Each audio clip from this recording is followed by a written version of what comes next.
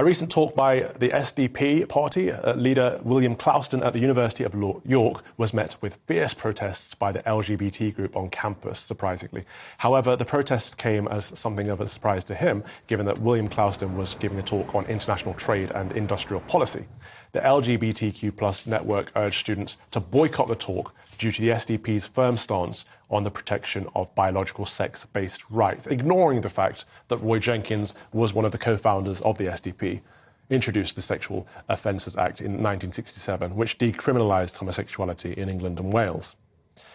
What a mess. Joining me now is SDP leader William Clouston. William, you were giving a talk on what? Industrialisation, and they boycotted you because of your stance on same-sex issues? Break it down for me, because it just makes no sense.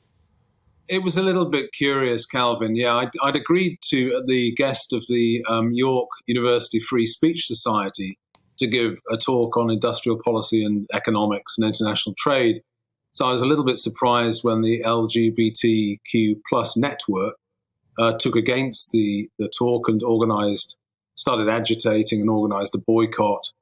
And this was slightly curious anyway. And then it didn't end there. I mean, the university, to be fair, defended us and put on extra security. Okay. And we were determined the talk should go ahead. But obviously it had a few effects. I mean, for one, I think fewer people turned up to that evening than would have done. I mean, who would want to turn up on a Thursday night to be met with insults for attending a meeting on industrial policy and tariff reform? Yeah, and I'm guessing that you would have welcomed the chance to debate these protesting students anyway. Of course. I mean, actually, Calvin, that's the real sadness in all of this, is that, I was giving the lecture, and inside the lecture hall, you could hear shouting outside and agitation. And I think that's very sad, because the people agitating should have been inside the hall. I would have been very happy to debate them. They could have asked me any question they like. I think the curious thing is that the whole thing is rather driven by fear. I mean, we're reasonable people.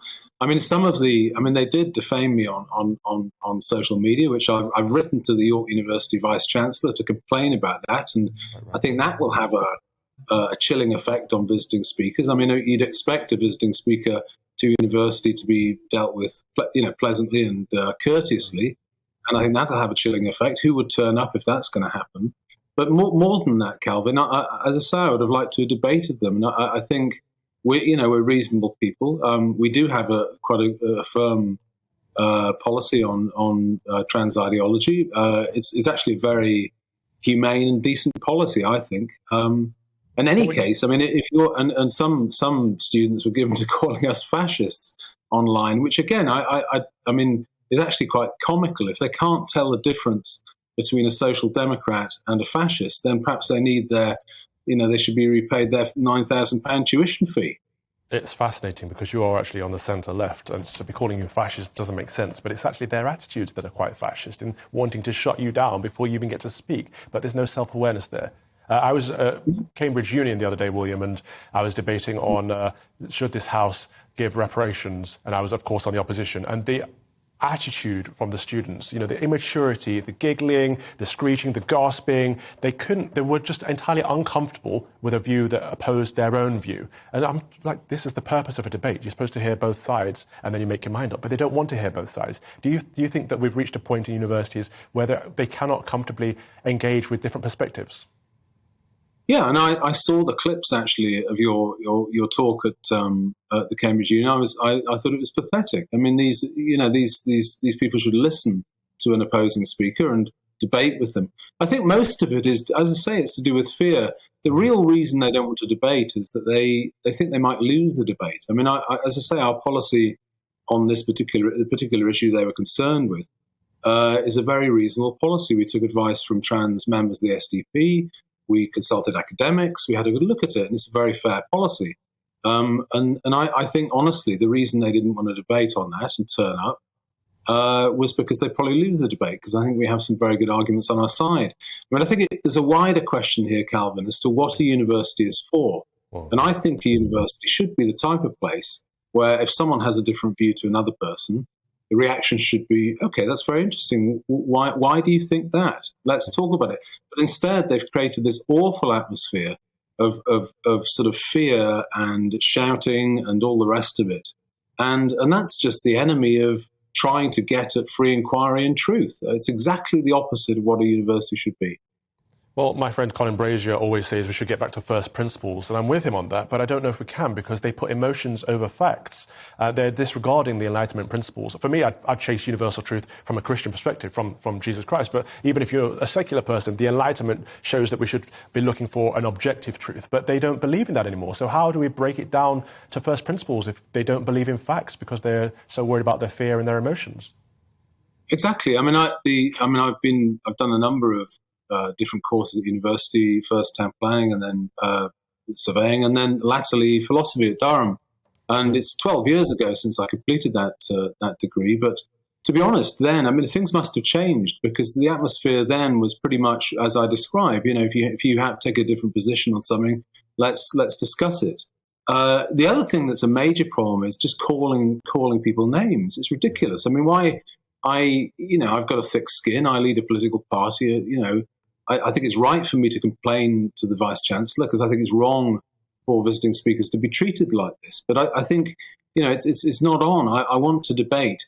I mean, some people, Ed West has quite an interesting theory on this. He says that basically, obviously, you've got this hyper-liberal, progressive culture washing over universities now. And actually, universities, he said, are going back to their original purpose of basically indoctrination. I mean, in the Middle Ages, universities weren't places of freedom of thought and inquiry. They were there to sort of put a doctrine into you, and that's what we've sort of returned to. Well, I hope not, because they're not doing their job. No, I agree. Do you think social media has a part to play in all of this? I think it does. I think it's very easy. I think that's the saddest thing of all. When people were shouting outside the lecture theatre, I wanted them inside. And I said to the organisers, the Free Speech Society, I said, should I go round and just say, look, come in?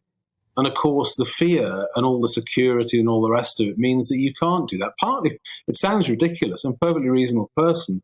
They didn't want me to get into trouble for going up to them and just saying, look, come in and debate us, please. But they didn't want that. That's the saddest thing of all. They didn't want to debate with anyone. And it's through argument and debate and courteous, civilized discussion that we find things out. And they didn't want to find anything out. I've been arguing in favour of free speech for a long time, as you know, William. But the thing I come up against, I'm sure you've come up against it too, is that they think that we want to have free speech in order to be hateful, to put forward hateful views. How do we get across to people we want free speech in order to have a free and open, transparent debate and to actually come to the nuance in a conversation and find common ground? How do we let people know that other opinions are not necessarily hateful just because you don't share them? Yeah, I mean, I reject that idea entirely. I mean, there's nothing. Well, this is the slightly comical thing. The university sent me 3 sets of equality, diversity, and safety at work bits of advice that I had to sign up to, and I happily signed up to them. I felt fairly confident that my views on tariff reform and trade were not going to breach any rules, and of course they didn't. But in any case, they wouldn't have done even if I debated the people that were protesting me on their terms. I would have been very happy to. I don't actually think we can make any progress until the people who are causing this problem and shouting instead of debating have the decency to actually turn up in good faith, because it's all about good faith, Calvin. Turn up in good faith and actually speak to us and realize that we are entirely reasonable, and we don't just make policy off the cuff. We've thought about these things, and we have a reasonable on this issue. I think women's rights are important. I think there are some sex-based rights that need defending in sport and in changing rooms and in women's prisons and so on. I think I could make the case fairly reasonably, but they didn't want to hear it. No, they don't. And I often talk about the silent majority in society who feel that a very loud vocal minority is pushing their agenda on people. But actually in the universities, I think it's the other way around. I think it's a very quiet minority. They've become the minority. And, after my debate, lots of people came up and said, I agreed entirely with what you said. I'm like, well, why did you not stand up, make a floor speech, say, yes, this is a point, use evidence, like debate. That's what the debating hall is for. How do you think, encourage and strengthen people in their convictions so that the quiet majority is no longer quiet and doesn't become a quiet minority? I think it's possibly on the turn. I think I'm going to be an optimist on this. Remember that the the people that protested this event were quite a small minority.